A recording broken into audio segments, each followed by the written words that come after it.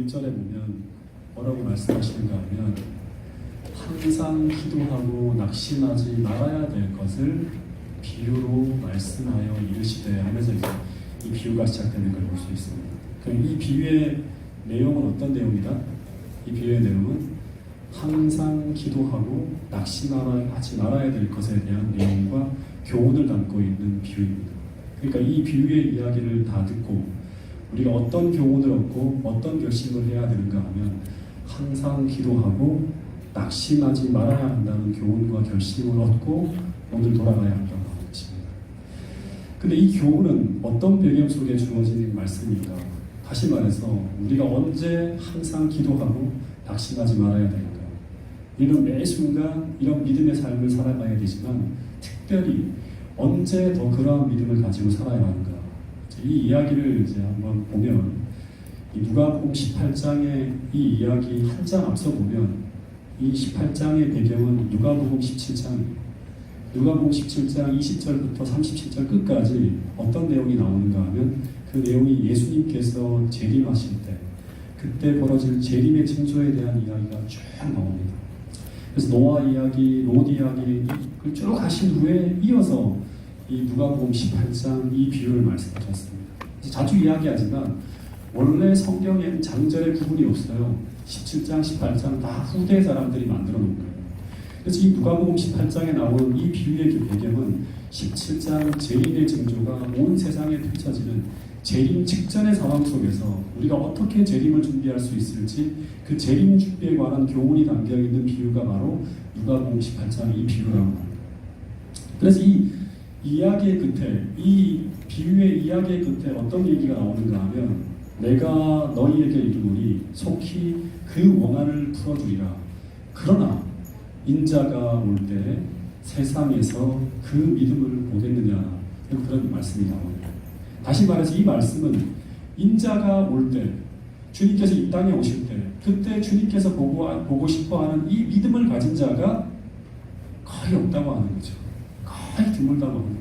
다시 말해서 누가복음 18장 1절부터 8절에서 이 불의하고 억울한 환경 가운데 살아가면서도 항상 기도하고 낭망하지 않을 수 있는 그 믿음을 가지고 주님을 향하여 줄기차게 부르짖으면서 그 어떤 절망적인 환경 속에 처하더라도 우리가 그 환경을 극복하고 이겨낼 수 있는 그 믿음을 가진 사람이 인자가 올 때 예수님께서 재림하기 직전 과연 이 땅에 얼마나 있을 것인가 묻고 계십니다. 그래서 이 말씀은 아무리 기도하기가 어려운 환경에 우리가 놓여 있다 하더라도 아무리 낙심하고 절망할 수밖에 없는 환경에 우리가 처한다 하더라도 우리가 항상 기도하며 낭망하지 않을 수 있는 사람, 그런 믿음을 소유한 사람들이 바로 주님께서 이 땅에 재림하실 때 주의 재림을 성공적으로 맞이할 수 있는 사람이 될 것이라고 이야기하고 있는 것입니다. 그래서 이 비유는 재림 준비에 대한 교훈이 담긴 비유예요. 그러면 이 비유를 잠깐 좀 들어가 보면 이 이야기의 시작에 보면 어떤 이야기가 나오는가 하면 어느 도시에 하나님을 전혀 두려워하지 않고 사람을 무시하는 한 재판장이 있었다고 합니다. 그래서 첫 번째 누가복음 18장 비유의 배경은 뭔가 하면 하나님을 두려워하지 않고 사람을 무시하는 통치자가 세상을 지배하고 있는 환경이 이 비유의 배경이에요. 근데 이 말씀을 보면 우리가 하나님을 두려워하지 않으면, 즉 하나님을 두려워하지 않는다고 하는 것은 하나님을 경외하지 않는다고 하는 것이죠. 그러면 우리가 어떻게 된다? 그 사람은 반드시 사람을 무시하고 업신여기게 됩니다. 즉 사람을 사랑하지 않습니다. 그리고 더하여 그런 사람은 타락하고 불의하게 됩니다. 그래서 하나님을 경외하지 않고 사람을 사랑하지 않으며 이런 부패하고 타락한 불의한 사람이 이 도시를 다스리게 될 때 이런 불의한 환경이 만들어질 때 그때 제일 쉽게 희생되어지는 사람은 어떤 사람일까요? 그런 사회 속에 제일 쉽게 희생되어지는 사람, 첫 번째는 진실하고 정직하게 살아가는 사람들, 그런 사람들이 첫 번째 희생되어집니다. 그리고 더하여서 힘없고 가난하고 불쌍한 사람들, 이런 사람들이 제일 쉽게 제일 먼저 희생되어질 수 있습니다. 근데 본문에 보면 이런 도시에 누가 살고 있었다? 3절을 같이 한번 읽어볼게요. 3절만 읽어볼게요. 시작. 그 도시에 한 과부가 있어 자주 그에게 가서 내 원수에 대한 나의 원한을 풀어주소서 하되. 이 본문에 보면 이런 도시에 한 과부가 살고 있었다고 합니다. 당시 동방사회의 과부는 가장 불쌍하고 가장 힘이 없는 무력한 사람이에요. 누가복음 18장 3절에 보면 이 과부가 누군가에게 아주 불공정하고 억울한 일을 당해서 큰 피해를 본 거예요. 이 재판관을 찾아가서 내 원수에 대한 나의 원한을 풀어달라고 호소합니다. 근데 이 재판관이 자신에게 제기하는, 자기에게 민원을 제기하는 그 민원인을 딱 보는 순간 딱 고개를 돌려버려요. 왜냐하면 이 재판관은 어떤 재판관이다? 타락한 재판관. 그래서 이런 과부같이 가난한 사람에게는 별 관심이 없습니다. 왜냐하면 이 재판관은 돈을 가지고 매수하지 않으면 절대 움직이지 않는 사람이기 때문입니다. 근데 이 과부에게는 이 불의한 재판관을 움직일 수 있는 돈이 전혀 없습니다. 그래서 이 과부는 이 불의한 문제 앞에서 무력한 존재로 나타납니다. 돈도 없고 백도 없고 세상도 공정하지 않고 그래서 불의에 희생될 수밖에 없는 처지에 딱 처해 있습니다. 근데 여러분, 이 과부가 누구인가 하는 거예요. 이 과부가 누구인가 생각해 봐야겠죠. 이것은 무엇이다? 비유다. 비유. 다시 말해서 비유라고 하는 것은 어떤 대상을 빗대어서 묘사하고 있는 거예요. 그러면 이 비유 가운데 이 과부는 누구를 묘사하고 있는가? 이걸 알아야지만 우리의 교훈을 깨닫게 되겠죠. 비유 가운데 나오는 이 과부는 누구다? 이 세상의 종말이 올 때 그리스도의 재림을 기다리며 살아가는 하나님의 백성들을 가리킨다고 하는 것입니다. 자, 이 말씀을 같이 한번 읽어보겠습니다. 실불교훈 164페이지의 말씀입니다. 시작. 그리스도께서는 당신의 재림 직전에 있을 시대의 형편과 당신을 따르는 자들이 겪어야 할 위기에 대하여 말씀하시고 계셨다. 특히 그 시대에 관하여 그분께서는 사람들로 항상 기도하고 낭망하지 말아야 될 것을 저희에게 비유로써 말씀하셨다. 다시 말해서 마지막 때 우리가 의지할 수 있는 모든 인간적 수단이 다 끊어지고 정말 불의한 환경 속에서 오직 하나님의 개인만을 바라보고 밤낮 부르짖는 이 기도의 응답 속에서만 난관과 장애를 돌파하며 주님을 맞이하는 대열에 서야 될 사람들, 바로 누굽니까? 이 마지막 시대를 살아가는 남은 무리라고. 조금 더 구체적으로 말하면 미래 하나님의 계명을 지키며 살아가는 하나님 백성들에게 무엇이 내려진다? 일요일 휴업령이 내려지고 짐승의 표가 강요되어지면서 우리는 현재 가지고 있는 모든 권리와 보호와 모든 의지할 수 있는 수단이 다 박탈되어져서 생존 자체가 어려워지는 그런 환경에 우리가 처하게 될 것이라고 성경은 예언하고 있습니다. 보통 정의라고 하면 그리스도인들은 성경에 나오는 정의를 우리가 주장하는데 성경에 나오는 정의가 아닌 어떤 권력에 의해 강조되어지고 만들어진 새로운 정의가 만들어지고 진리를 타협하고 불의를 인정하는 가운데서 연합이 강조되어지는 시대가 마지막 시대가 닥쳐올 거예요. 근데 그것에 반대하는 우리를 어떻게 하나? 세상은 박해하고 핍박하는 일들이 벌어지게 됩니다. 그러면서 재림 직전 이 불의한 세상의 흐름에 따라가지 않고 저항하는 우리는 모든 것을 잃어버리고 희생되어질 수밖에 없는 그런 처지에 서게 되는 자들이 바로 누구인가 하면 하나님의 계명을 지키며 예수의 믿음을 가진 바로 우리들이라고 하는 거예요. 그래서 주님은 이 비유를 통해서 오늘 우리에게 말씀하시기를 머지않아 우리는 전부 저런 과부가 처하게 될 환경 속으로 들어가게 될 것인데 우리는 그때 필요한 믿음의 모습과 그때 필요한 신앙이 지금 우리에게 갖추어져 있는지를 점검해 보라고 하는 것입니다. 여러분, 은행에 왜 돈을 저축하죠? 은행에 왜 돈을 저축합니까? 필요할 때 꺼내 쓰려고, 돈이 필요할 때, 위기의 때 쓰려고 예치하는 것입니다. 마찬가지로 우리는 평소에 무엇을 저축해야 되는가 하면 우리의 경험이라고 하는 은행 속에 두 가지를 저축해 둬야 됩니다. 두 가지. 이 마지막 때 꺼내 쓰기 위해서. 첫 번째 하나는 제가 대쟁투 학원과 실물교원 많은 예언의 신을 보면서 깨닫게 되는 것이 뭔가 하면 믿음으로 살아가는 경험을 계속 강조해요. 마지막 때 야곱의 환란 속에 믿음의 경험을 한 사람과 믿음의 경험이 있는 사람과 없는 사람은 그 환란을 통과하는 강도에 겪게 되는 어떤 그런 이 무게, 압박감의 차이가 완전 다르다고 하는 거예요. 하나는 믿음으로 살아가는 경험이에요. 이것을 믿음의 체험 또한 믿음의 경험, 기도의 체험 이런 것들이라고 할 수 있겠죠. 여러분 이런 글이 있습니다. 청년 남녀들이요 그대들에게는 낭비할 시간이 없다. 그러니까 이 청년 남녀들뿐 아니라 오늘 우리에게 말씀하는 것일 수 있습니다. 그대들에게는 낭비할 시간이 없다고 하면서 우리는 미래의 어떤 사건을 대비해서 오늘 우리의 품성이라고 하는 건물에 쓸 단단한 제목을 구하기 위해 백방으로 노력하라고 하는 말씀이 있습니다. 여러분 품성이라고 하는 건물에 쓸 튼튼한 제목이라고 하는 것은 무엇을 말하는 것인가 하면 품성은 어떻게 만들어집니까? 우리의 경험을 통해 만들어지는 거예요. 그러니까 이 마지막 때 쓰여질 마지막 때 우리가 정말 견뎌야 될 그런 어떤 시련 속에서 그것을 돌파하며 나갈 수 있는 그런 품성이라고 하는 그런 것들을 오늘 우리가 계속 만들고 있는 거예요. 근데 품성은 어떻게 만들어지는가 하면 하나님의 말씀과 하나님이 원하는 품성은 하나님의 말씀과 또 하나는 성령의 능력을 체험함으로 믿음으로 살아가면서 하나님의 구원을 경험함으로 변화가 계속 이루어지는 튼튼한 어떤 그런 이 품성의 건물을 지을 수 있는 거예요. 이타적인 삶, 사랑을 실천하는 삶, 말씀대로 살아본 경험, 그리고 하나님의 임재와 같은 믿음의 체험이 날마다 우리 삶 속에 있어야 된다고 하는 거예요. 그런 제목을 가지고 우리는 마지막 때에 설 수 있는 그런 어떤 품성을 우리가 구축하게 되는 거예요. 여러분, 선지자의 말씀 가운데 지금은 낭비할 시간이 없다고 하는 그런 이야기를 하고 있습니다. 여러분, 미래의 믿음을 가진 자, 하나님의 언약을 지키며 예수의 재림을 준비하는 자들에게는 마지막 때 무엇이 몰려오는가 하면 엄청난 폭풍과 몰려올 것이라고 예언하고 있습니다. 근데 이 말씀을 보면 하나님은 그때 우리가 세운 믿음의 집이 정말 하나님이 주신 목재를 사용해서 이 목재라고 하는 것은 믿음의 경험과 체험을 통해 이루어진 것이죠. 그래서 그 목재를 통해서 하나님과 협력하여 지어놓은 집인지 아니면 시간의 때 모두 날아가고 불타 없어질 그런 신앙적 체험도 경험도 없는 단지 그런 지식과 이론의 재료로만 세워진 그런 허약한 믿음의 건물은 아닌지 한번 돌아보라고 하는 것입니다. 여러분 정말 노아처럼 이 세상의 어떤 조롱과 핍박과 박해 속에서도 정말 흔들리지 않을 진리를 나는 가지고 있는지 한번 생각해 보시기 바랍니다.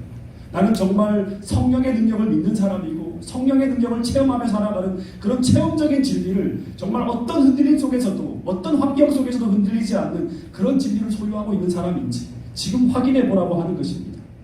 여러분 정말 예수 그리스도의 십자가의 그 사랑과 용서를 내가 경험한 사람인지 나는 정말 속죄의 경험을 날마다 하고 있는지 지금도 나는 하나님의 돌보심을 정말 믿고 있는지 그것을 내 경험과 체험으로 내 안에 담겨져 있고 세워져 있는지 여러분 한번 이 시간 여러분 자신을 점검해 볼 수 있게 되기를 간절히 바라겠습니다. 여러분 첫 번째는 믿음의 경험을 저축하라. 이것은 진리를 체험적으로 소유하라고 하는 거예요. 그것으로 하나님이 지으신 믿음의 집, 신앙의 집을 견고하게 세워놓으라고 하는 말씀입니다. 두 번째는 정말 중요한 것인데 같이 한번 읽어볼까요? 이 말씀을 제가 지금 목이 완전히 지금 잠겨버려가지고 큰일입니다. 같이 한번 읽어보겠습니다. 시작. 기도하는 습관을 저축하여 소유하라. 두 번째는 우리가 환난의 때를 대비해서 백방으로 구하며 저축해야 될 중요한 것 중에 또 하나는 뭐냐면 기도하는 습관을 저축하는 거예요. 기도하는 습관. 여러분 기도를 훈련하는 습관과 생활을 은행 예금처럼 매일 저축하듯이 우리 삶에 예치해 놓아야 합니다. 여러분 이것은 너무나 중요한 일입니다. 이 습관이 놓여져 있는 사람과 이 습관이 없는 사람은 다시 말해서 충동적으로 필요할 때만 기도하는 사람은 그날 그 마지막 날 정말 엄청난 차이를 만들어내게 될 것이라고 성경은 이야기하고 있습니다. 여러분 훈련된 습관을 가지고 있는 사람만이 우리 삶의 비상시에 이 비상시라고 하는 것은 정말 절박한 순간에 우리가 꺼내 쓰는 거예요. 우리가 평소에 유지해 오던 그 습관을 꺼내어서 그 난관을 돌파해 나갈 수 있다고 하는 거예요. 여러분 이 사실을 꼭 기억해야 돼요. 마지막 순간에는 머릿속에 생각하고 막 해보지 않은 것을 따지고 가기에는 너무나 상황이 절박하기 때문에 우리는 습관이 만들어지지 않으면 마지막 때 그런 어떤 환경을 대처할 수가 없다고 하는 거예요. 제가 얼마 전에 서점에 갔다가 구입한 책 중에 이런 책이 있습니다. 아직 다 읽어보진 않았는데요. 나는 습관을 조금 바꾸기로 했다고 하는 책을 구입했는데 이 책의 내용을 보면 습관이라고 하는 게 뭐냐면요.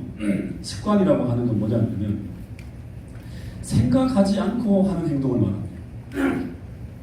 다시 말해서 어떤 상태에서 어떤 행위를 할지 말지를 고민하거나 어떤 선택이나 결단을 하지 않고도 그 일을 행할 수 있는 것, 이것이 바로 뭔가 하는 습관입니다.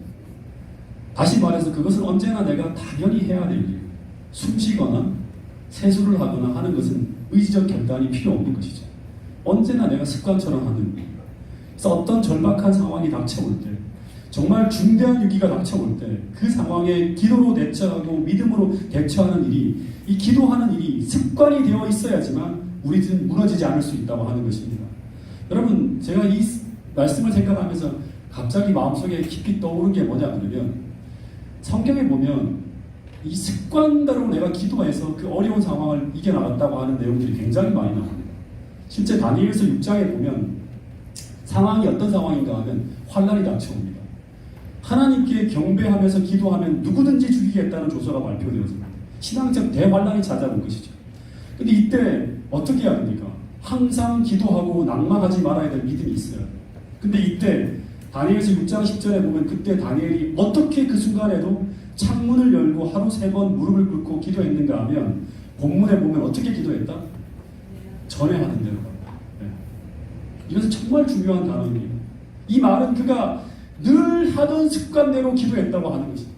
어떻게 보면 이것은 그가 결단한 선택이지만 이것이 습관이 되어 있었기 때문에 그는 이 하나님을 선택하고 예배하고 기도하는데 큰 어려움이 없었다고 하는 거예요. 이것은 내가 늘 하던 대로 하는 거예요. 다시 말해서 그는 이 엄청난 위기의 때 그가 평소에 훈련된 그 기도의 습관을 가지고 그는 하나님 아버지를 찾았다고 하는 거예요. 여러분, 마지막 때 그 결정적인 순간에 우리의 행동이 변할 것이라고 착각하지 마시기 바랍니다. 위기에 닥치면 내가 진짜 하나님을 전적으로 의지하고 기도하고 날마다 부르짖는 그 기도의 삶을 살아갈 것이라고 착각하지 말기를 바라겠습니다. 여러분, 우리는 오늘 내가 가지고 있는 평소의 습관대로 우리는 마지막 때에도 서게 될 것이라고 하는 것입니다. 여러분, 그래서 오늘 나는 어떤 습관이 만들어지고 있고 내가 내 삶 속에 어떤 습관이 지금 내가 만들어져 가고 있고 어떤 습관으로 길들여지고 있고 그리고 어떤 습관이 세워져 있는가 하는 것은 정말 중요한 것입니다. 여러분, 여러분의 삶 속에 지금 계속 반복되어지고 행동하고 하는 그런 것들이 어떤 것인지, 나는 어떤 습관이 만들어져 가고 있고 오늘 나는 어떤 습관으로 길들여져 가고 있고 어떤 습관이 세워져 있는가 하는 것을 여러분 지금 이 순간 한번 여러분의 삶을 반성하며 생각해 보시기를 간절히 바라겠습니다. 여러분, 누가복음 22장 39절 40절에 보면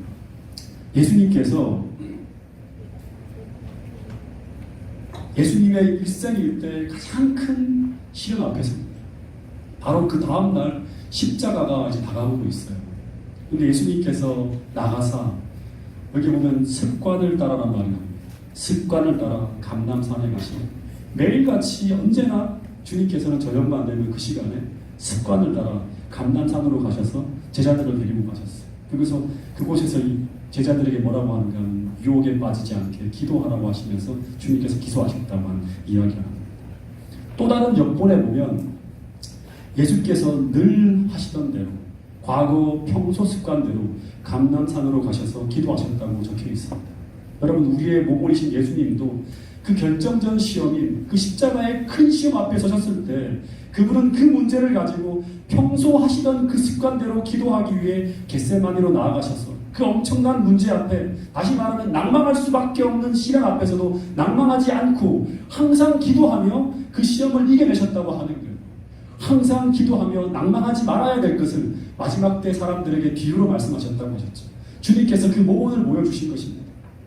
여러분, 그래서 이것이 훈련되지 않은 사람은 이것을 평소에 경험해보지 않았기 때문에 처음에는 기도할 수 있어요. 많은 사람들에게 제가 어려운 순간에 기도하라고 하면 처음에는 기도해요. 그렇지만 끝까지 하나님을 의지하며 붙들 수 있는가? 여기엔 수많은 사람들에게 물음표가 담기게 됩니다. 여러분, 대부분의 사람들은 이 흔들림의 때 기도하는 자리를 포기하고 떠납니다. 동시에 그는 언젠가는 그 하나님을 의지하는 손을 놓아버리고 세상의 큰 흐름에 끌려가는 거예요. 그 저항할 수 없어서 끌려가는 믿음이 무너지고 하나님을 떠나게 될 일들이 비일비재하게 마지막 때 벌어진다고 하는 것입니다. 여러분, 신앙엔 결코 로또처럼 우연이 없다는 것을 기억하시기 바랍니다. 여러분, 오늘 여러분이 평소에 생활하는 그 삶의 모습을 가지고 결정적인 인생의 순간에 서게 되는 것입니다. 여러분, 그래서 오늘이라고 하는 이 시간에 기회가 주어지고 교훈의 말씀이 내게 들려올 때 여러분 꼭 이 말씀을 여러분의 삶에 적용해서 여러분의 삶을 기도하는 삶으로 변화시키게 되기를 간절히 바라겠습니다. 여러분, 혹 이 시간 내 힘으로는 도저히 해결할 수 없는 인생의 문제 앞에 서 있는 분이고 이 자리에 있을지 모르겠습니다. 그러면 이 과부의 모습은 바로 인자가 올 때 예수님이 세상에서 찾는 그 믿음을 배울 수 있는 기회임을 잊지 않게 되기를 간절히 바라겠습니다. 다시 본문으로 돌아가서 이 3절부터 5절에 보면 이 과부가 이제 그 억울하고 절박한 삶의 문제를 가지고 그 불의한 재판관 앞에 갔습니다. 근데 이 재판관은 이 과부를 보는 순간 별로 자신에게 돌아올 것도 없는 것처럼 보여서 이 재판관은 전혀 이 과부의 문제에 관심을 갖지 않습니다. 근데 이때 이 과부가 할 수 있는 일이라는 게 뭘까요? 한 가지밖에 없습니다. 이게 뭔가 하면 이 과부의 궁핍한 상황은 재판관의 동정심을 자극하지 못했지만 사랑이 없으니까 이 사람은 본문에 보면 이 과부의 무엇이 기묘함이 그를 견딜 수 없게 만들었다고 합니다. 아침 먹고 나가면 벌써부터 이 과부가 그곳에 앉아있는 거죠. 재판관님 저를 불쌍히 여겨주세요. 화장실 가는데도 쫓아옵니다. 계속 부르짖는 거예요. 도와주세요. 밤에 잠을 자려고 해도 책을 보려고 해도 밤낮 자신의 문제를 해결해달라는 이 부르짖는 이 과부가 계속 자신의 눈앞에 나타나는 거예요. 끝없이 기도하고 계속 도와달라고. 이쯤 되면 이 재판관이 정말 견딜 수 없는 지경까지 가는 것입니다. 그래서 5절에 보면 이 과부의 원한을 풀어주지 않으면 어떻게 된다? 이 과부의 원한을 풀어주지 않으면 나를 괴롭게 하리라 혹은 번거롭게 하리라고 할 때 이 괴롭게 하리라 번거롭게 하리라고 하는 이 단어는 원어상으로 보면 어떤 단어를 쓰는가 하면 안 넘어가죠. 코포스라고 하는 단어를 쓰는데요. 이 코포스라고 하는 단어는 뭔가 하면 치다, 강타하다, 때리다는 뜻이에요. 그러니까 이 과부의 원한을 풀어주지 않으면 이 과부가 이 재판관이 견딜 수 없을 만큼 그를 어떻게 해서 때려서 결국 과부가 그 재판관을 쓰러뜨렸다고 하는 거예요. 다시 말해서 이 과부가 재판장을 기도로 쓰러뜨리고 이겼다고 하는 거예요. 여러분, 근데 이 과부는 어떤 사람이다? 종말의 대환란 속을 지나가는 그리스도인을 상징하는 존재가 바로 이 과부로 비유되어진 존재라고 하는 것입니다. 그래서 이 상황은 마치 야곱이 대환란 속을 지나갈 때 그 야곱이 하나님과 무엇으로? 기도로 씨름하여 이기는 장면과 거의 같은 모습을 연상시키며 나타나고 있습니다. 여러분, 잠깐 옛날에 창세기를 공부했는데 한번 더듬어 보면 이 비유를 생각하며 한번 더듬어 보면 당시 야곱의 대환란이 들어가는 그 하이라이트 장면이 어떤 장면인가 하면 이 야곱이 가나안이라고 하는 고향으로 돌아가야 될 마지막 지점으로 들어가고 있었는데 이 넘겨주세요 하나만요. 이게 안 되네요. 컨트롤이. 근데 이때 이 에서의 군대가 칼을 차고 몰려오고 있었습니다. 근데 그때 이 야곱이 이 에서의 군대에 대해서 어떠한 방어도 할 수 없는 상황, 다시 말하면 전적으로 무력한 처지였어요. 마치 불의한 세상에서 모든 것을 잃어버릴 수밖에 없는 상황에 처한 과부랑 거의 비슷한 처지였습니다. 근데 본문 4절에 보면 이 과부가 하나 넘겨주세요. 이 과부가 어떻게 하는가 하면 계속 부르짖으며 이 재판관은 얼마 동안, 여기 보면 얼마 동안이라는 말이 나오죠. 얼마 동안 듣지 않고 지체하였다고 하는 얘기가 나옵니다. 그러니까 한동안 과부가 부르짖는 그 부르짖음에 어떤 상황적 변화가 없고 상황이 더 절망적으로 흘러가는 얼마 동안의 지체되는 기간이 과부에게 있었다고 합니다. 근데 이 과부는 항상 기도하며 낭망하지 않았다고 하는 것입니다. 똑같이 야곱도 에서가 군대를 이끌고 몰려오고 있다는 이야기가 들려오는 그 순간부터 계속 기도하였지만 상황은 변화가 일어나지 않습니다. 근데 이 야곱이 계속 약복강 나루터에서 밤새도록 이 낯선 자가 초인적인 힘을 발휘하는 것을 보면 이 존재가 하늘에서 온 천자임을 알게 됩니다.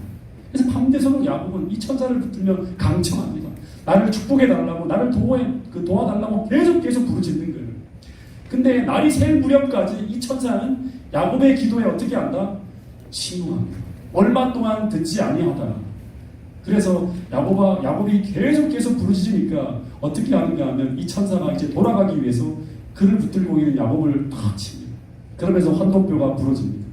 그래서 야곱은 이제 더 이상 그 어떤 힘도 쓸 수 없는 상황, 다시 말하면 최악의 상황, 가장 절망적인 상황에 처하게 됩니다. 그래서 마치 이 장면은 이제 모든 것이 끝이라고 말을 주는 듯한 그런 상황이 쫙 전개됩니다. 근데 이런 절망적인 상황 속에서 어떻게 해야 된다? 항상 기도하고 낭망하지 말아야 될 그 믿음과 그 기도의 습관을 가진 자는 야곱처럼 어떻게 한다? 끝없이 부르짖고 기도하게 되는 것입니다. 그래서 이런 상황이 펼쳐져 있음에도 그 천사를 붙들고 이런 기도를 합니다. 만약 당신이 내게 축복하지 아니하면 가게 하지 아니하겠나이다 라고 부르짖는 것입니다. 그리고 이 믿음과 이 기도로 그는 마침내 이 상황을 이겨내고 이스라엘, 즉 하나님과 더불어 그리고 사람으로 더불어 싸워 이겼다는 칭함을 받게 된다고 성경은 이야기하고 있습니다. 여러분, 이 누가복음 18장의 비유의 결론은 이 야곱의 환난 때 야곱이 기도한 것처럼 기도하는 사람이 되어야 될 것을 교훈하고 있는 내용이 나옵니다. 그 다음 내용을 한번 좀 넘겨주세요. 누가복음 18장 6절부터 8절 말씀을 같이 한번 읽어보겠습니다. 시작. 주께서 또 이르시되 불의한 재판장이 말한 것을 들으라. 하물며 하나님께서 그 밤낮 부르짖는 택하신 자들의 원한을 풀어주지 아니하시겠느냐. 그들에게 오래 참으시겠느냐. 내가 너희에게 이르노니 속히 그 원한을 풀어주시리라. 그러나 인자가 올 때 세상에서 믿음을 보겠느냐 하시니라. 여러분, 이 6절부터 시작하는 부분에서 이 불의한 재판관과 하나님이 대조되어서 나타나고 있습니다. 이토록 불의하고 너희들에게 전혀 관심이 없는 그 악한 재판관이라 할지라도 그 과부의 간청에 응답할 수밖에 없는데, 하물며 너희를 너무나 사랑하시는 그 하나님께서 그 밤낮 부르짖는 그 기도에, 그 억울함을 호소하는 그 간청에 어떻게 안 들어줄 수 있다고 생각할 수 있겠는가라고 하는 거예요. 그런 일은 있을 수 없다고 하는 거예요. 그리고 절대 오래 참으시지 않는다. 속히 그 원한을 풀어주리라고 말하고 있는 것입니다. 근데 문제는 뭔가 하면, 그러나 믿음을 가진 자가 주님에 올 때, 주님께서 오실 때 참 드물다고 하는 것입니다. 대부분 이 간청의 자리에서 떠나간다고 하는 것입니다. 여러분, 주님은 반드시 우리가 기도를 멈추지 않으면 반드시 응답해 주실 것인데, 문제는 우리가 훈련되지 않으면 기다릴 수가 없다고 하는 것입니다. 여러분, 정말 중요한 부분이에요, 이 부분이. 여러분, 제가 이 말씀을 연구하다가 사울이라고 하는 사람을 생각하게 되었습니다. 이 사울이라고 하는 이스라엘 초대 왕이 하나님께서 왕의 자질을 시험하는데, 하나님은 그를 어떻게 시험을 했는가 하면, 이 블레셋이 쳐들어왔을 때 사무엘이라고 하는 사람이 이런 말을 합니다. 한 장 넘겨주세요. 여기 보면 사무엘이라고 하는 사람이 만약에 전쟁이 터지게 되면, 블레셋이 쳐들어오면 사울에게 너는 나보다 먼저 앞서 길갈로 내려가서 기다리라고. 기다리고 있으면 내가 내게로 내려가서 번제와 화목제를 드리기니 그 후에 내가 내게 가서 너희 행할 것을 가르칠 텐데 그때까지 며칠을 기다리라? 7일을 기다리라고 하는 이야기입니다. 그러면 나는 어떻게 하는가 하면 하나님의 도움을 가르쳐줘서 하나님의 도움으로 분명히 너는 그 전쟁에서 승리할 수 있다고. 그러니까 중요한 건 뭐예요? 먼저 내려가서 백성들을 모으고 7일 동안 기도하며 기다리는 거예요. 사람들을 모아가지고. 그게 뭔가 블레셋과의 싸움에서 이길 수 있는가 실패하는가 성공하는가의 차이를 나누는 거예요. 근데 여러분, 이것은 뭐로 배운 것이다? 이론으로 배운 거예요. 오늘 우리가 설교를 듣고 성경을 통해 듣는 이론으로 배운 거예요. 근데 이것을 실제 매일의 경험 속에서 기도하고 인내하며 견디는 그런 습관이 길러져 있는가 없는가, 이런 것이 길러져 있지 않으면 실제 이런 급박한 상황에서 견디는 것은 거의 어렵다고 하는 거예요. 대부분의 사람들은 견디지 못해요. 여러분, 우리도 이런 것을 다 알고 있지 않습니까? 어떻게 해야지만 어려움을 통과하고 어떻게 하면 하나님의 도움을 경험할 수 있는가 하는 것들을 대부분 다 배웠어요. 근데 그것을 평소에 기도하고 인내하며 견디어낸 경험이 없다면 우리는 결정적인 시험의 순간 견뎌내기 어렵다고 하는 것입니다. 실제 사울에게 이런 일이 벌어졌을 때 블레셋이 쳐들어왔어요. 그가 생각하고 있는 것보다 훨씬 더 많은 군대가 몰려온 거예요. 그래서 그는 왕으로서 먼저 내려갑니다. 길갈로 내려가서 백성을 격려하고 하나님을 신뢰하도록 하면서 계속 기도하며, 먼저 지도자가 하나님을 붙들고 기도하고 탐험하는 어떤 그런 모습을 보면서 아주 용감하게 두려워하지 말라고, 하나님이 함께 계시다고 계속 격려하면서 기다려야 되는데, 그런데 그는 먼저 넘어집니다. 그를 에워싸고 있는 괴로운 환경에 스스로 낙담하였다고 하는 내용이 나옵니다. 블레셋의 근세는 점점 더 커가는 것처럼 보이고 거기에 두려움을 느낀 백성들은 흩어지고 그리고 사무엘이 빨리 와야 되는데 사무엘이 오는 시간이 지체되고 있는 것입니다. 실제 7일이 지나갔는데 사무엘이 오지 않는 것입니다. 부조와 선지자를 보면 하나님의 섭리는 당신의 종을 지체하게 하였다고 합니다. 다시 말하면 사울을 시험하게 하는 거예요. 실제 약속한 시간보다 좀 더 늦게 오는 거예요.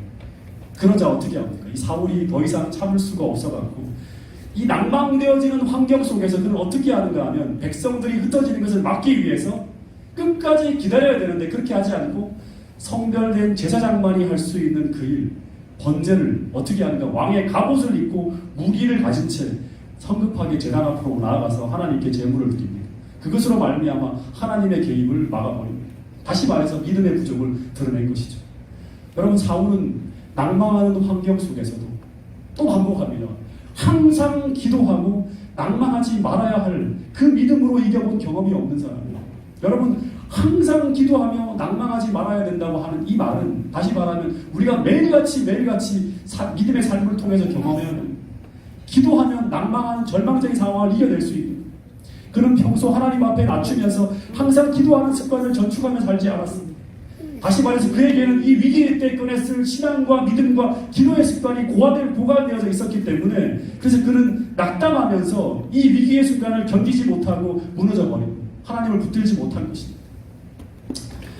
여러분, 2009년이었어요. 하나만 좀 더 넘겨주세요. 그때 제가 교회에서 이렇게 교회를 첫 임지에서 이렇게 교회를 이끌고 있었는데 2009년이 정말 초반부터 막 이제 기도는 계속 하고 있는데 상황이 어려워지는 거예요. 교회 핵심 집사님들이 가정사로 교회에서 뒤로 물러가요. 핵심으로 같이 이렇게 와서 도와주던 분들이 갑자기 막 어려움을 겪게 됩니다. 그래서 교회를 나오지 못하는 일이 벌어지면서 많이 어려워져서 어떻게 해야 될까 기도하는 가운데 답은 하나예요. 항상 기도하고 낭망하지 말아야 되는 믿음을 교인들이 같이 갖는 거예요. 그래서 이 상황을 반전시키기 위해서 어떻게 해야 되는가 하면 그해 여름부터 새벽 기도회를 계속 하고 있었는데 새벽 기도회를 더해서 토요일 날 전교인 심야 기도회를 하고요. 그리고 화요일, 금요일 저녁 예배 때도 모두 기도해요. 안식일 대예배 때도 오후에도 기도해요. 열렬하게 기도하는 운동을 계속 벌어지게 만들었어요. 근데 그 기도 운동이 전개되면서 거의 진짜 교인 숫자가 많지 않으니까 몇몇 안 되는 사람이 다 모여서 한참 뜨겁게 기도하는 일들이 막 벌어집니다. 그래서 교인들이 참여한 사람들은 다 뜨거움을 경험하는데 이상하게 교회는 점점 더 어려워집니다. 출석 교인 수가 그렇게 기도회를 하고 있는데도 더 감소해 가는 거예요. 그런데 또 중간에 진짜 핵심 중에 핵심인 집사님이 갑자기 가정 상황 때문에 미국에 들어가야 될 상황이 벌어졌다고 저한테 합니다. 그래서 목사님 정말 죄송합니다고 하는데 하늘이 무너지는 것 같아요. 네. 거기다가 교회 이전 문제로 또 잡음이 생기면서 너무나 힘든 시간이 펼쳐집니다. 기도를 계속하고 있는데 그리고 더하여서 어려움의 정점을 찍는 사건이 펼쳐지는데 이 사모가 새벽 기도회와 심야 기도회 그리고 교회에 막 계속 바쁜 일들이 막 벌어지니까 과로로 쓰러지면서 응급실에 가는 두세 번 응급실에 가는 상황이 방문을 할 수 없는 상황이 펼쳐집니다. 그리고 더하여서 거기 또 정점을 찍는 게 뭔가 이 기도회를 이렇게 열심히 하고 있는데 성자가 신종플루에 걸리고 그때 신종플루가 돌았거든요. 신종플루에 걸리면서 완전히 교회가 비상이 걸리고 그래서 이 녀석이 가둬놓고 이제 제가 새벽 기도에 혼자 나가서 기도하는데 야 그야말로 모든 상황이 최악입니다. 하나님 이렇게 기도하는데 전적으로 하나님 의지해서 나가는데 왜 이런 상황이 벌어지고 있는 것인가. 근데 그런데도 항상 기도하며 낭망하지 말아야 될 것을 주님께서 비유로 말씀하셨다. 그 믿음이 있는 거예요. 계속 할 수 있는 건 기도하는 거예요. 그래서 끝까지 열렬하게 전 교인들이 계속 연말까지 기도해 나가는데요. 그해 가을부터 놀라운 반전의 일들이 펼쳐지는데 교회에 도저히 나올 것 같지 않은 한 집사님이 계속 기도하는 거예요. 한 집사님의 남편이 아주 교회의 핵심 중에 핵심으로 쑥 들어오는 거예요. 침례도 받기 전에. 그래서 304공의 분위기를 완전 반전시키면서 교회의 희망의 분위기를 확 집어넣는 역할을 해요. 그리고 이분이 교회 성서대학에 참여하는 거예요. 성서대학은 이제 교회 지도자들을 만드는 작지만 운영하고 있었는데 제가. 근데 거기에 참여하면서 이분이 그 침례에 대한 결심을 깨닫게 되고 침례를 결심하는 그 교회가 갑자기 와 하는 일이 벌어져요. 그리고 도저히 교회에 들어올 수 없을 것 같은 맨날 사고를 치며 다니는 학생이 저와 만났는데 어떻게 하다가 그 친구가 성경을 공부하면서 마음을 잡아가서 그 어머니까지 교회로 쏙 들어오면서 3040에 합류합니다. 그러면서 연말에 보니까 사람들이 침례 결심하는 사람들이 계속 늘어나면서 다 쓰러질 것 같은 교회가 처음에는 이 반토막밖에 안 남았어요. 교회 이 양쪽 이제는 사람이 너무 띄엄띄엄 있으니까 한쪽에서 모여서 예배드리자고 하는데 그런 상황이었는데 쓰러질 것 같은 교회가 완전히 반전의 반전을 거듭하면서 새로운 영혼들로 채워지고 뒤로 물러간 사람들이 돌아오고 하면서 연말에 딱 보니까 완전히 다른 모습으로 변해되어져서 교회가 3대 성장을 이루는 거예요. 내려가다가 갑자기 치고 올라가요. 여러분 기도하잖아요. 그러면 하나님께서 순식간에 지금 상황을 순식간에 반전시킬 수 있는 흐름을 만들어낼 수 있는 분이 바로 우리 하나님이세요. 그러니까 어떤 어려운 상황 속에도 항상 낭망하지 않고 너희들이 끝까지 기도할 수 있는가? 1년이 아니라 2년, 3년, 4년 되는 그 기간이라도 하나님의 뜻이 있다면 그것을 붙들고 기도할 수 있는 그런 믿음이 있는가? 하나님은 우리에게 살펴보라고 하는 것입니다. 여러분 이제 잠시 눈을 감고 기도하는 시간을 갖도록 하겠습니다.